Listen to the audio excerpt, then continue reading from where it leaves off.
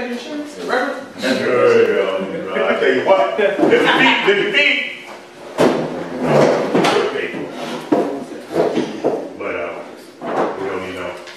But we don't need to try. No claims. Yeah, we don't need to.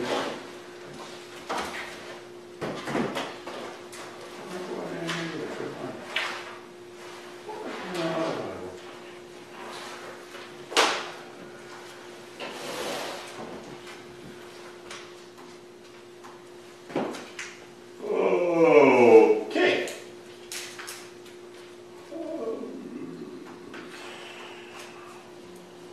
You off today? You just got lucky and got home early. I left a little early today. Still took me 2 hours to get home, but... What? Yeah. So where's the bottleneck? I know 580 is always congested, but... And I went the back way. Sometimes I drop down on the back side and take 44, 680, and then drop back down on the side. And even today, that took right 2 hours, because I left about 3, maybe a little after. I got home about 5, a little after.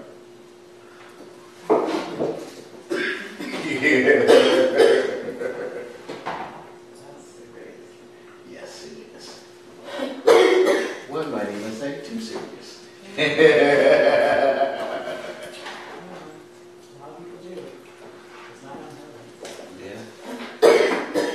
As an exercise tonight, we're going to kind of take a broader look at some of the concerns associated with Psalm 126.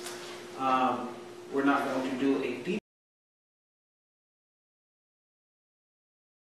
of the issues concerning that chapter and how we got to this whole idea of restoration. I'm going to ask if he does not mind, so Pastor Morrison will pray us in.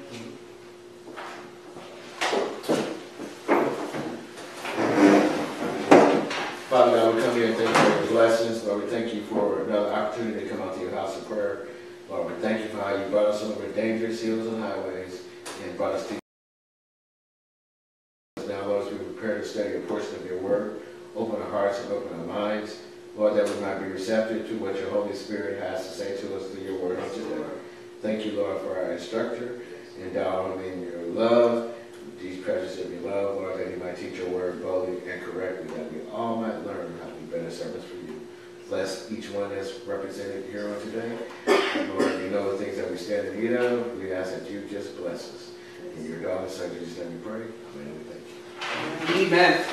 So I want to take like I said, a semi-historical, theological look at how we ended up here in Psalm 126, and would certainly need your help to do so. So how about we start with this ideal of covenants? I think covenants is a good place to start on tonight. We've discussed covenants previously, and there are a couple of covenants of importance to our understanding tonight, and I have some scriptural references that we will look at in terms of those covenants. Now, first and foremost, there are two types of covenants that are often discussed: those that are conditional and those that are unconditional. The conditional covenant is the response that shall occur. The unconditional covenants are those that will happen regardless of what occurs. These are just things that are established and will be done. There are some people who would argue that every covenant that is biblically presented is conditional. I'll let y'all stew on that. Right. And there are several major covenants that the Bible covers. Two of the covenants we won't talk about tonight. Three of them we will. These are Old Testament covenants. The two we will not discuss tonight are the Adamic covenant, the covenant that he made with Adam. There's two portions to that, the pre-fall and the post-fall.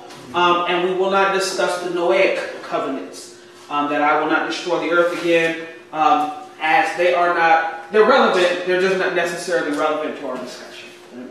The three covenants that we will talk about are the Abrahamic covenant, and the They bear a strong foundation for why Israel, the Jews, were carried away into captivity, and why they were also brought back again from said captivity. So the Abrahamic covenant is covered in Genesis chapter 12, verses 2 through 3, chapter 13, verses 14 through 17, and chapter 17, verse 8. I will read some of that, and we will discuss some of the parameters of this particular covenant. So, Genesis chapter 12, I'm reading from the English Standard Version. Now the Lord, and I'm asking to a land that I will show you. Here's the promise. Here's the covenant. I will make you a great nation. I will bless you and make your name great, and you shall be a blessing. I will bless those who bless you. I will curse him who curses you, and in you all the families of the earth shall be blessed. He then picks up in chapter 13, verse 14, and the Lord said to Abram, after Lot had separated from him, lift your eyes now and look from the place where you are, northward, southward, eastward, and westward. For all the land which you see I give to you and your descendants forever. And I will make your descendants as the dust of the earth, so that if a man could number the dust of the earth, then your descendants also could be numbered. Arise, walk in the land through its length and its width, for I give it to you. Then Abram moved his tent and went and dwelt by the terebinth trees of Mamre, which are in Hebron, and built an altar there to the Lord. And then finally in 17 and 8, he says, also I give to you and your descendants after you the land in which you are a stranger, all the land of Canaan, as an everlasting possession, and I will be their God. And I also read 9:2. And God said to Abram, as for you, you shall keep my covenant, you and your descendants after you throughout their generations. And so the Abraham covenant establishes the nation.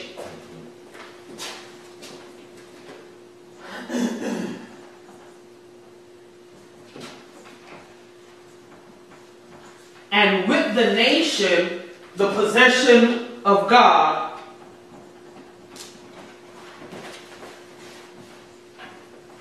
and his promise.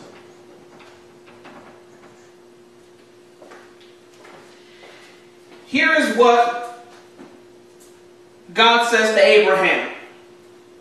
I'm going to make you a somebody, and everybody that come after you that's willing to do as I've said, I'm going to make them a somebody too. How does this apply to us? Paul says over in Galatians that we are the children of promise as Abraham, or as Isaac, we are the children of promise. And let me make sure I read that to you. It's Galatians 4.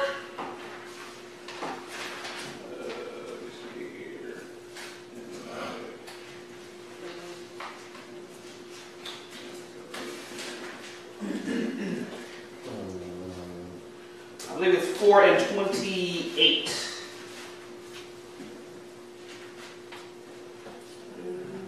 Yeah, 28. Yeah.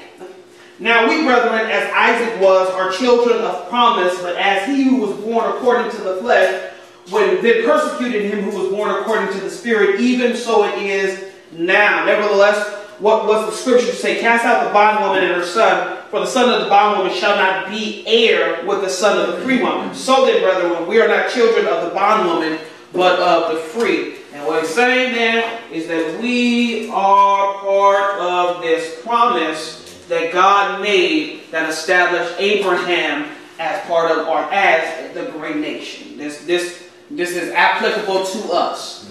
Now, this is conditional or unconditional? Unconditional. Why do you say that? Because it doesn't say they have to do anything in return. Okay. He's giving them something without any, well, that doesn't mean that they haven't done something already. Okay, here we go. Which is that Here we go. Which is Here we that go. faith. Okay. But it's not, yeah. For They us, have to have faith in the beginning. for us, this promise is already fulfilled based on the condition that Abraham already met. So the condition that Abraham had to meet was, get thee up from amongst thy people and go to a place that I will show you. In other words, Abraham, if you're willing to walk by faith, according to Genesis chapter 12, I will bless you. Now, We didn't say how he was going to bless. okay, now you better, what he did. He said, I'll make you a great nation. Oh, that's true. I'll make your descendants. That's And he gave him that blessing. So we're part of that conditioned promise that God made to Abraham. Now here's what's interesting and what we always pull from Abraham. We pull this great man of faith. Right? We pull up Abraham as this great man of faith, and that's the spiritual cue that we take, that we have to have faith with God, especially when it comes to some of these major covenants. Why? Because Abraham left everything he knew, everything that was familiar, everything that was simple for him, to go through what would be challenges in lands that he didn't know. Watch this. Where he's coming from, he understands the topography of it. I get the city I live in. I know my scruples in Stockton. I know the corners to be on. I know the corners not to be on. Now you put me in another city I'm unfamiliar with. And in these days, of course, because you're talking about an agrarian society, you're talking about people who live from the land.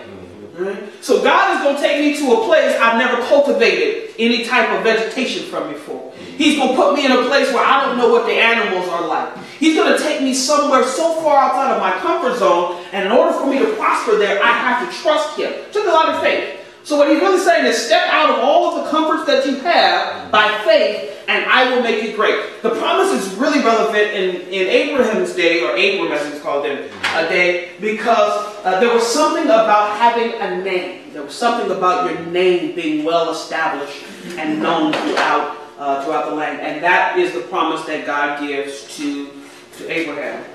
The next covenant, or the next promise, is the Mosaic covenant. That's found in Exodus chapter 19. Verse number 3, starting with 3. Again, reading from the English Standard Version.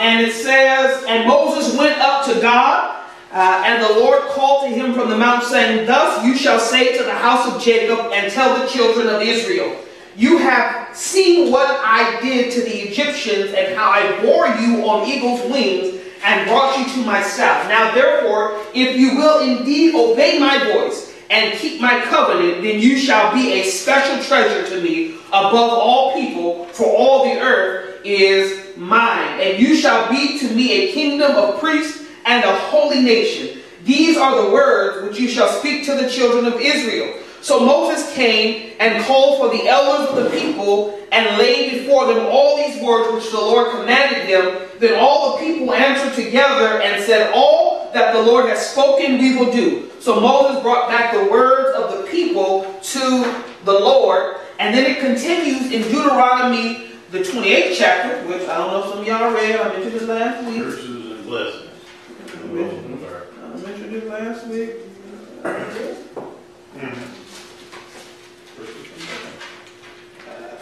see.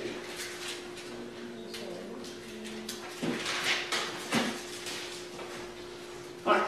So, blessings on obedience, and I'm not going to read all of this, but yeah, I'll read some of it. So, now it shall come to pass, if you diligently obey the voice of the Lord your God, to observe carefully all his commandments, which I command you today, that the Lord the nations of the earth. And all these blessings shall come upon you and overtake you, because you obey the voice of the Lord your God. Blessed shall you be in the city, and blessed shall you be in the country. Blessed shall be the fruit of your body, the produce of your ground, and the increase of your herds, the increase of your cattle, and the offspring of your flocks. Blessed shall be your basket and your kneading bowl. Blessed shall you be when you come in, and blessed shall you be when you go out. The Lord will cause your enemies who rise against you to be defeated before your face. They shall come out against you one way and flee before you 7 ways. And then if you drop down to 15, it says, but it shall come to pass, if you do not obey the voice of the Lord your God, to observe carefully all his commandments and his statutes, which I command you today, that all these curses will come upon you and overtake you. Cursed shall you be in the city, and cursed shall you be in the country. Cursed shall be your basket and your kneading bowl. Cursed shall be the fruit of your body and the produce of your shall you be when you come in, and cursed shall you be when you go out. The Lord will send on you cursing, confusion, and rebuke in all that you set your hand to do, until you are destroyed and until you perish quickly because of the wickedness of your doing, in which you have forsaken me. The Lord will make the plague cling to you until he has consumed you from the land which you are going to possess. So, the Mosaic covenant. Conditional. Very conditional. It's very conditional. It's very conditional. Right? The promise was for land and prosperity. And the condition was obedience. Simple. Now,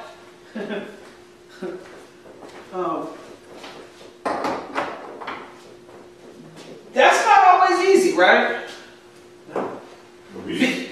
No, obedience. Yeah, it's not always a simple thing. And when you look at the law, a lot of what the law is, from the ceremonial to the moral standards that are embodied in the law was meant to set the people apart. I don't want you to be like the folk whose land you've gone and who you're going to overtake. I don't want you to be like them. I want you to be a special and a unique people, because I've already promised your predecessor, Abraham, that you're going to be a special nation. And now here's the fulfillment of it. I'm giving you the way to get to that quality. And the way you're going to get to that is by observing and following my word. Now, here's what I appreciate about what God says. He says, when you follow the word, everything you even do and think about going to be blessed.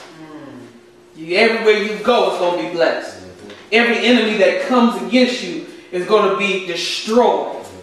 Right? Because you are in my word. You are doing the things that you're supposed to do. And I'm going to hold up my end of it. He says, but if you fool around and you're not doing what I said do, everything you think about will crumble. Everything. Everything will come to naught. Right? Now here's the reality of this situation, and here is why we're talking about this, is because we see Israel oftentimes coming into situations where they're not living up to the standard. They're not meeting the standard. They're not living by faith in the things that they can't see, and they're not living in obedience by the simple word that was, well, I won't call it simple, but by the word that was given. Right? You're not meeting any type of condition where you're relying on God. Instead, you are relying on yourself. You're trying to do stuff for yourself. You're trying to prosper yourself, and now yourself has got you in something. Right? And then the last covenant that we'll talk about, and then we'll get to the text, is the Davidic covenant.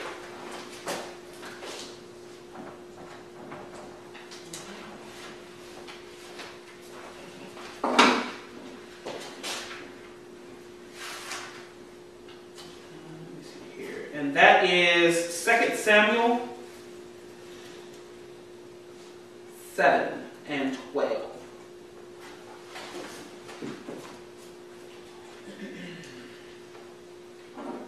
And this is what it says. When your days are fulfilled and you lie down with your fathers, I will raise up your offspring after you, who shall come from your body, and I will establish his kingdom. He shall build a house for my name, and I will establish the throne of his kingdom forever. I will be to him a father, and he shall be to me a son. When he commits iniquity, I will discipline him with the rod of men, with the stripes of the sons of men. But my steadfast love will not depart from him, as I took it from Saul, whom I put away from before you. And your house and your kingdom shall be made sure forever before me. Your throne shall be established forever. So the Davidic... 7 and 12. I'm sorry, yeah. 2 Samuel 7 and 12. So the Davidic covenant is a throne or kingdom without end. Now, this is the one that some have some argument as to whether it's conditional or unconditional, right? Because it does say in the text that the throne will be established forever. But you'll read elsewhere in 2 Chronicles 6 and 16, I believe is the text. You'll read some other versions and some other portions of manuscripts that condition this promise on whether or not the children continue to follow the word of God. Right? So, in your leisure, read it, take a look. We'll talk about it at some point, tell me what you think. But the Davidic covenant is a throne forever, and part of the Davidic covenant, or what a lot of theologians point to, is that this Davidic covenant is a pointing to Jesus Christ. Because Jesus came out of the house of David. Why are these important? These are important because God has established some things. Because Abraham was faithful, God established a nation. This ain't going away. These people, these special and unique people, they are not going away. As a matter of fact, from everything that I read, they're going to prosper. That's the promise he made to David, or he made to Abraham, because of Abraham's faithfulness. Now the possession of land, that was kind of conditional. If you obey, I'll bless every part of your land. If you're disobedient, I'll take every part of your land from you. That sounds familiar to the children today. And so where we find ourselves is we find ourselves in two texts tonight. One is a text that we're studying in Sunday school. The other is 2 Kings 23 and 35. And this is during the rule of Jehoiakim when he reigns in Judah. And I read a bit of this. And then I'll read Daniel 1, and then, like I said, we'll get into the discussion. So Jehoiakim gave the silver and gold to Pharaoh, but he taxed the land to give money according. He exacted the silver and gold from the people of the land, from everyone according to his assessment, to give it to Pharaoh Necho. Jehoiakim was 25 years old when in Jerusalem.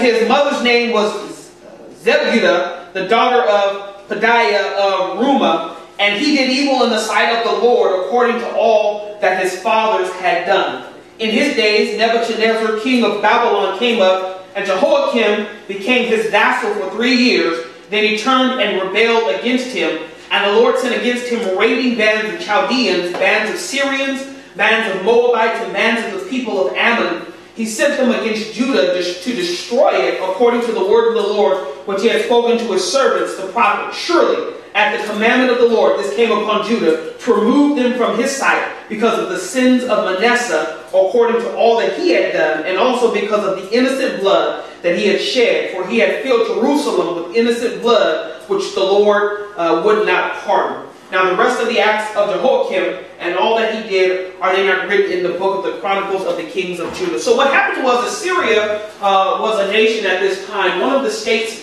inside of Assyria was Babylon. Babylon all of a sudden rises up against Assyria to assert itself and become a very powerful nation.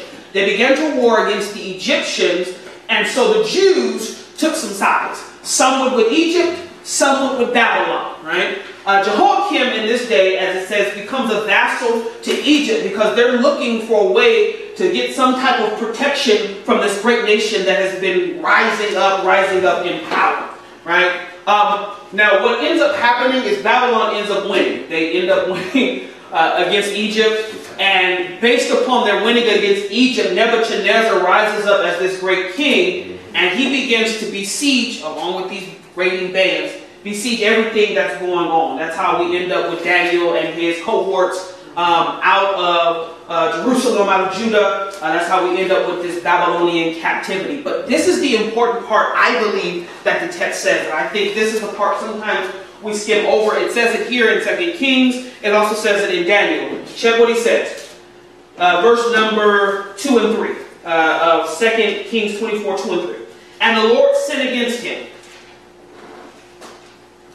You read too quick, you'll miss it. 2 Kings 2 and 3. 2 Kings 24, verse 2 and 3. And the Lord sinned against him.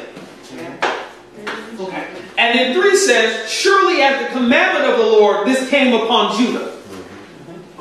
And then we read over in Daniel, chapter 1, verse 1. In the 3rd year of the reign of Jehoiakim, king of Judah, Nebuchadnezzar, king of Babylon, came to Jerusalem and besieged it. And the Lord gave Jehoiakim, king of Judah, into his hands. You read it too fast, you miss it. So, this is what happened. Y'all decided, according to 2 Kings 23 and 35, to live in a way that did not honor God. You did it in a couple of ways. Number one, you became beholden to a foreign nation who practiced polytheism, who believed in gods that did not look like me. What's he saying? You ain't got no faith in what I can do? You don't believe me when I said I protect you and that you'd be blessed and that your enemies will come in one way and leave 7? You didn't trust that when I said that I do exactly what I said? So instead, you become beholden as a vassal nation to these impure, unorthodox, heathen nation. Matter of fact, you became beholden to a heathen nation I delivered you from centuries ago. How far you want to slide back? Does that sound familiar? When we become beholden to ways that God delivered us from years ago, the promises we made. Lord, if you take me out of this, I'll serve you forever. He bless you and take you out of it. And then we forget about the service we said we was going to render. So there's an aspect of faith that was lost on the nation. Coupled with obedience. Because I never told you to be connected to another nation in such a way. And you've allowed what was pure, my nation, my word, my law, to become impure because you've brought them in here. This is the reason God didn't want everybody to come unless they became like the Jews and followed the Jewish way. Right? Because he recognized that the moment you allow some other stuff to come in, it is going to, what is that word? There's a word. Defile and corrupt the nation and the more and the character of the nation. Right? And here's why. Have you ever been around a group of people that you sanctified, you filled with the Holy Ghost, and the group started to talk about something, and you decided for whatever reason you were going to stay, and before you knew it, you were part of the conversation, and not necessarily steering folk away from it, but you were just as deep in. God knows who we are in our humanity. He recognizes there's some parts of us that will go with the flow. Why? Because it's easier to go with the flow. It don't cost you too much to go with the way the world goes. It don't hurt you too much to stay with the way everybody else is going. It hurts to kick against the way things are going. Right? It hurts to endure go against the flow. And so he allows them to be carried away. Right? I say all that to say this. We get to Psalm 126. Take it back to take it forward. And this is what we read. And I'll be brief and I'll be out your way. Oh, I'm sorry. The second part of that was not just the fact that they lost obedience. Despite the fact that there was still a king that was to come, the kingdom you couldn't see because they were destroying the temple and all that stuff. Alright, so this is what he says. When the Lord brought back the captivity of Zion, We were like those who dream. Then our mouth was filled with laughter, and our tongue with singing. Then they said among the nations, the Lord has done great things for them. So I asked you all in the email that I sent out, I said, has God ever brought something back, restored something in your life, brought you back something, and when He did, what was your response? Restored something to you, and what did you respond? In my life where I had really messed up and the fellowship was totally gone. And I didn't, I go to church, but it just didn't mean nothing. You didn't feel nothing. It was just there. And the fellowship is not right because it ain't supposed to be like that. And when the Lord restored the fellowship, I ain't stopped. I ain't stopped. Not going to. It's hard for me to describe. There's a couple of things I was thinking about when I lost my dad, and he was my second parent who died. So I was parent. And you feel like an orphan even as an adult when you're parents. And I never thought that I would have the relationship of a parent like a father in my future. I always thought, okay, but God has placed people in my life to serve as like surrogate parents.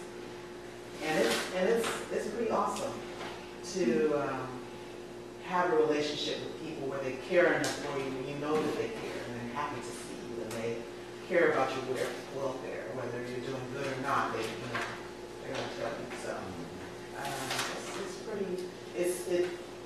It shows God's favor, despite the fact that I've done nothing to earn it, to deserve it. Yeah. So it's pretty awesome.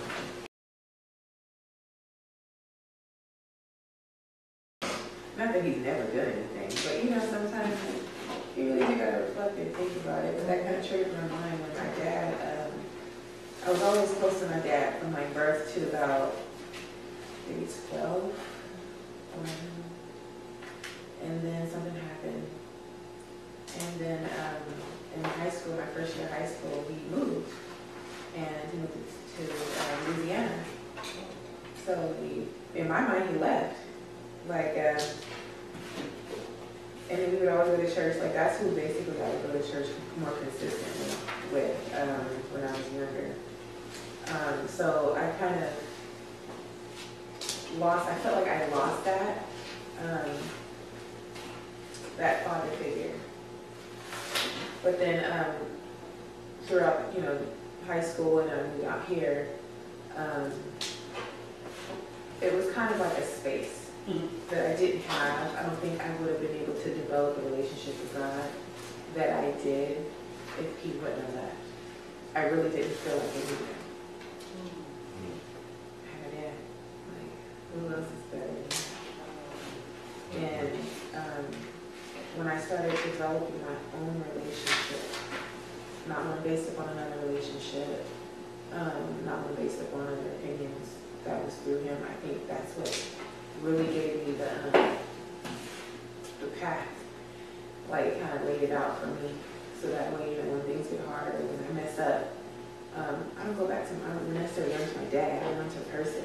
I know I could come back directly to God. So now, then you realize your parents are actually human. Yeah. And you should be like that anyway. Then their reality befalls you. Yeah. You shouldn't have been up there. No, he's a great guy now. Don't get me wrong, but it just kind of helped me focus on where I needed to be and what God had for me in my life. So there's different ways that commentators and some theologians and scholars take this text. Right? When the Lord brought back the captivity of Zion, there's two aspects to that that are very important for us to consider. The first thing is He took them and restored them to their land. He actually let them go back to their land, right? After the captivity, you see a rebuilding in Jerusalem. Of the land, the possession, which was very prized and important to them, is restored unto them. The second aspect of that, though, I think, is, and the one work, which is the Lord returned to his people. Right? Because the truth of the matter is, yes, God is everywhere. Yes, God is omnipresent. Surely all things belong to God. All souls and everybody belongs to him. But there was a unique relationship and a unique fellowship that was associated with the people of God that had been lost. And the return of that relationship was magnificent. I mean, maybe I'll just speak for me. I've been out of fellowship.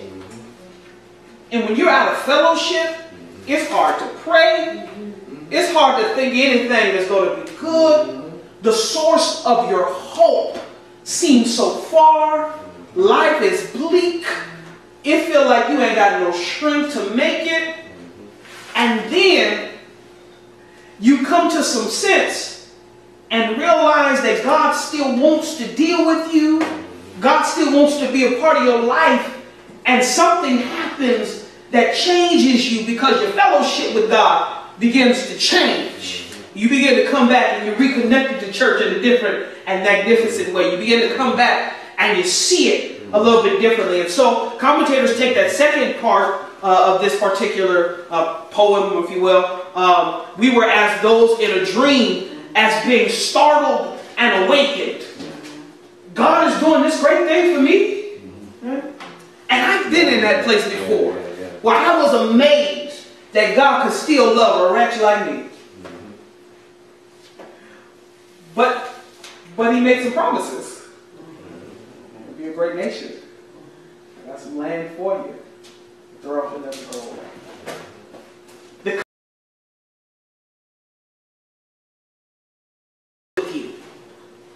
You just got to get back in where you're supposed to be. Right? And so he returns the people according to his promise, because this is what he said is going to happen. Number one, God could not throw away every Jew. He couldn't throw them all away, because he had told Abraham that wasn't going to happen. I've already made some promises I can't go back on. And for his name's sake, he ain't going to give up a promise like that. Right? And he didn't depose them from their land forever, because I made a promise here that what I'm giving you amongst these people, you're going to have forever. Promise of God. You gotta act right now. We're going to get you back to you got to act right. But it's yours to have forever. This is what he says. Then our mouth was filled with laughter, our tongue with singing. Then they said amongst the nations, the Lord has done great things for them. Here is the response to God's restoration. Thank you, Jesus. Not pity. After you get out of the dumbfoundedness, the daze, if you will, you are to lift your hands in praise. Yes. Yes. Why? Because they realized at that moment it wasn't because we did anything. This great thing that's occurring is only because of the Lord. How do I know? The Babylons were oppressive. Did you see that cat when the music played and he threw them boys in that fire? Thanks be to God that they made it out, but he crazy. They're willing to go to extremes to extort our land and to cause us to fall victim to their religious and theological ideology. It's not because we was well. It's not because we have a penchant for doing other theologies. If you read through the history, we have a penchant for, bringing other theological thoughts and morals into our company. So it's not that we really care, but they crazy. I don't want to have to deal with that. And they realized at that moment how far they had fallen. Yes. I ain't think we was ever going to get out of that mess. But God. Say the but God moment. Right? One of the things that we as people have to do is we have to stop taking the credit for the great things that are happening in our lives. Because the credit doesn't belong to us. We don't have the relationship with God that we have because we went to the cross, or because we in our own strength decided to stop sinning, or because we are so righteous in our own actions.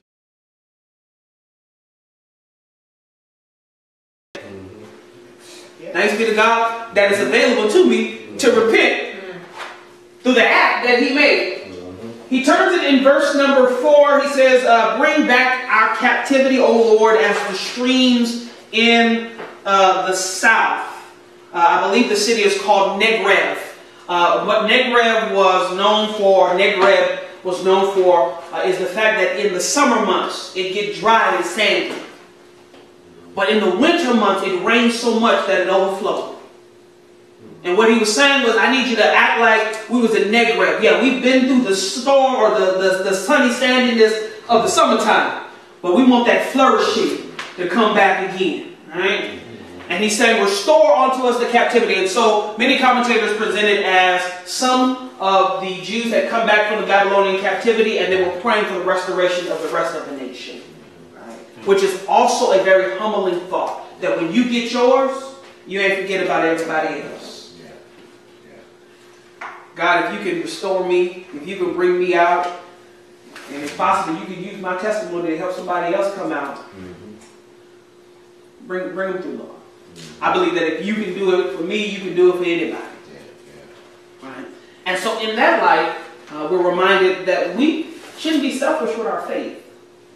And we shouldn't be selfish with our testimony. And we shouldn't be selfish with the stuff that God has brought us through.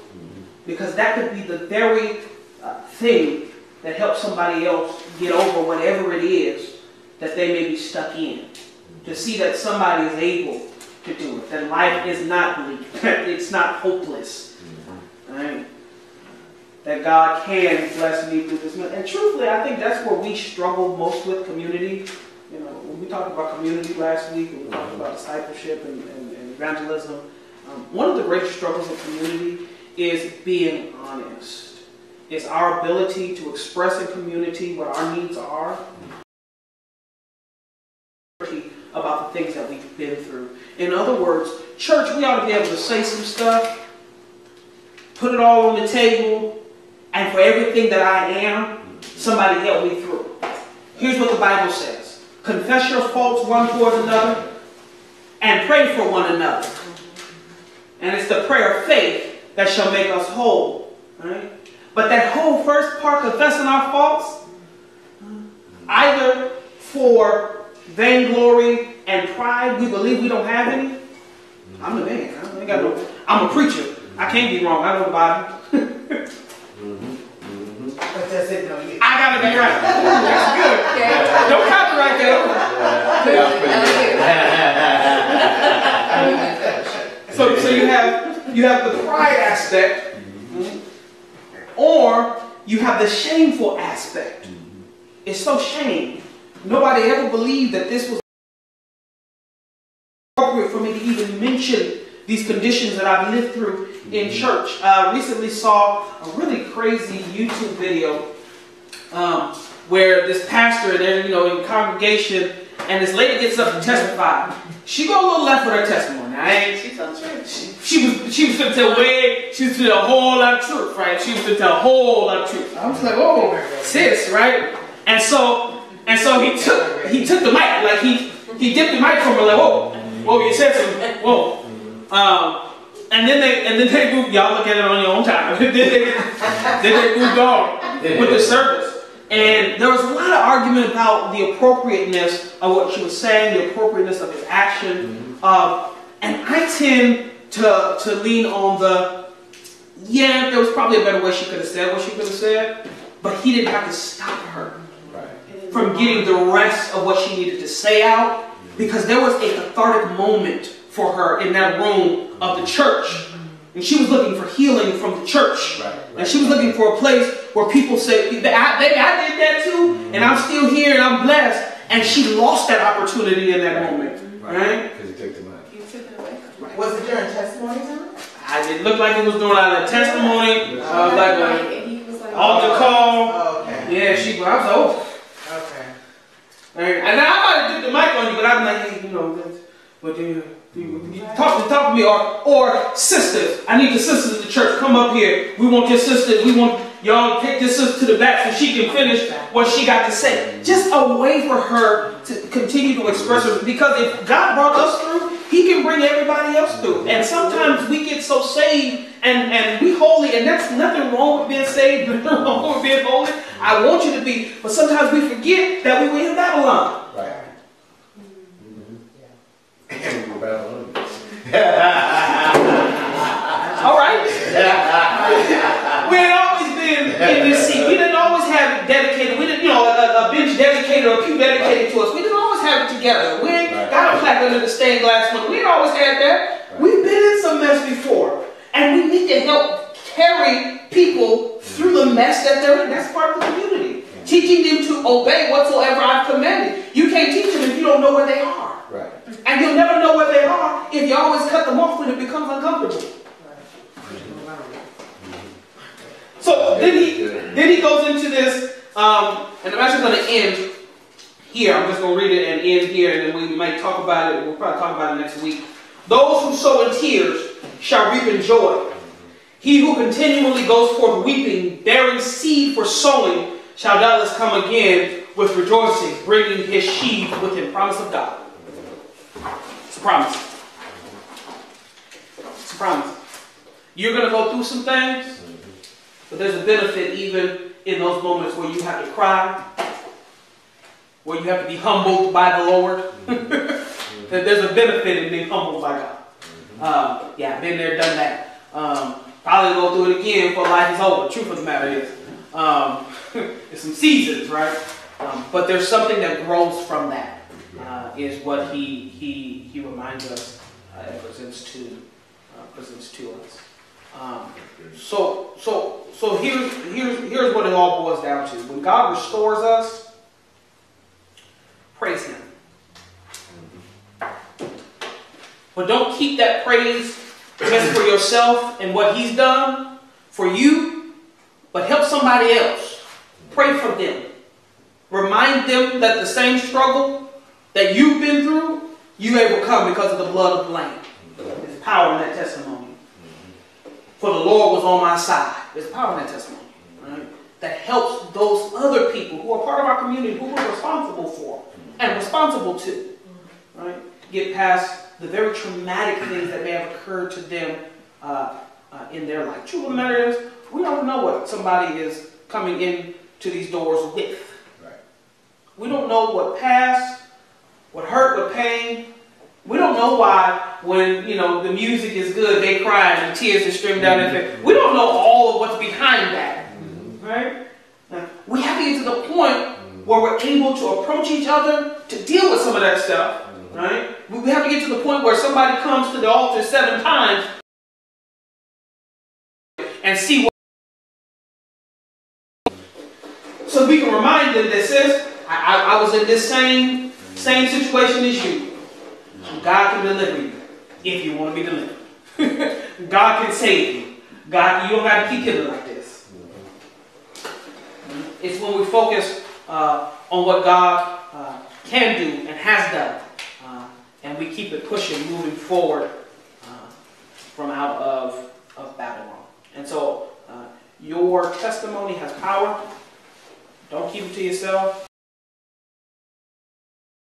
Share it. I asked the question, what is your testimony? Do you ever share it? Why not? If you are why not, I don't share it. And ask yourself, why not? Why don't you? And just consider the power that may be lurking within it. Consider what it may do for somebody else. And ask God, when you have the opportunity to, ask God, how do you want me to present this to the world? How do you want me to tell folk about your glory through my story? And I am certain that He will give you a way. Thoughts, feelings, questions, concerns? I was just reflecting on when I shared with my previous boss how God had blessed me with tithing. But she didn't get it. She was like, I accepted Christ, but I just can't imagine giving 10% of my money. And I was like, I get it and I don't miss it. So if you want to be blessed, then you be obedient to the word and you do it. So I was telling her, this is how I did this. I started doing this amount, and then I just said, I'm going to give it to God, and I increased it, and each time I got a raise, I increased it, and I still eat, I still pay my house note, and I'm being obedient to the word. And so she did it, and so it's awesome to see someone walk through that path. Yeah. And get there and be able to tell you, I get it, I got it. Yeah. You know what you did there? You discipled that woman. Yep. I did. I don't know how. It wasn't intentional. It wasn't intentional. I just. But you did. But she was looking for it. So maybe it may have been easier. You did the very thing Jesus Christ did. You used a relationship that was known in common, a relationship that you felt comfortable with, and you invited in that relationship the Word of God. Hey sis, you say you're a Christian, I'm a Christian. We got some background in that. We worked together for a little while. I trust you, you trust me. And she came to you with, I don't know how you do it. Well, this is how I did. Let me share with you a part of my life. And by sharing with you a part of my life, I can help you understand how to live the Word of God. And that's discipleship. That's it. That's what we do. We walk with people hand in hand with them. That's discipleship. You disciple her in that moment. And think about how many opportunities in a day we actually get to do discipleship that we ignore or we just don't pay attention to. Yeah. So she might be with somebody else now. She is. She is. It's When really she found amazing. out something, she's amazed by it. She was something that she felt like she could not do. Yeah. She could do it. Yeah. She's never going to share that. And the kids, War room.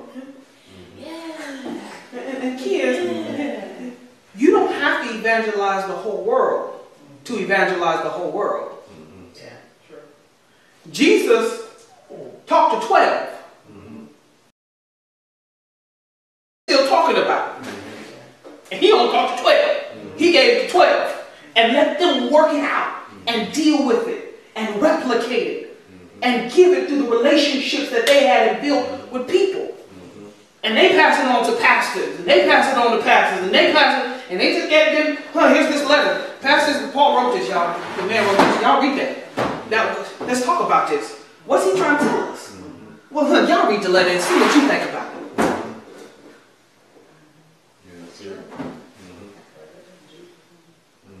You ain't got to evangelize the whole world till you evangelize the whole world.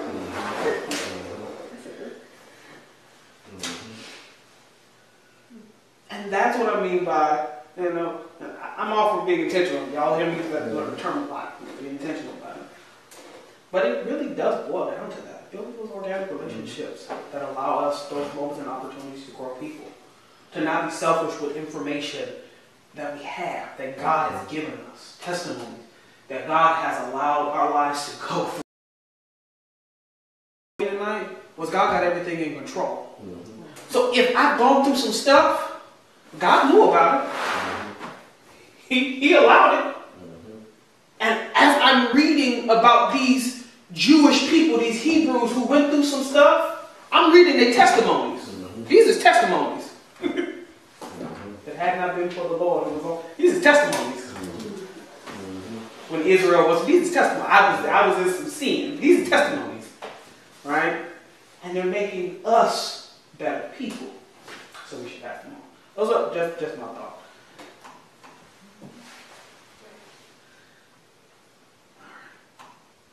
So next week we will be in 127. Ooh, that's a good one. Wow.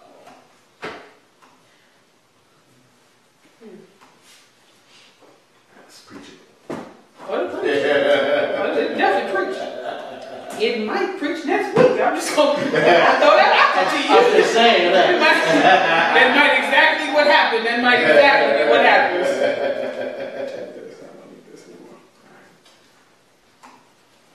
As we get ready to pray, I'm going to ask that you all continue to pray for Lena, her healing. Bless her. Let's go. Yeah. We still have to take it off, so we'll probably take it off today or tomorrow.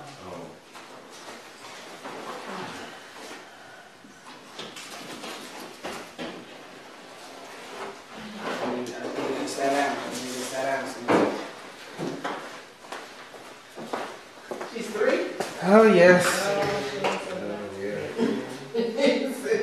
Yes, they're 3.